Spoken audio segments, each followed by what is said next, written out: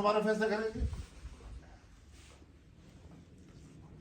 ऐसा नहीं है, तो इतने भी गए गुजरे नहीं है हम लोग जी।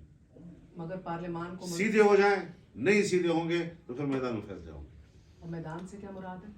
मैदान फिर जब जमेगा तो पता चलेगा ना, दमादम मस्कल अंदर जब जमेगा तो पता चलेगा। ऐसा नहीं है कि हमने कोई हथियार डाले हुए हैं। और मैं रिकॉर्ड पे कह रहा हूँ आपके सामने, और ये रिकॉर्ड हो रही है और आपने वायरल कर दी है। खबरदार इसमें कोई आपने वो किया, कट किया तो मैं पूरी जिम्मेदारी के साथ बात कर रहा हूँ।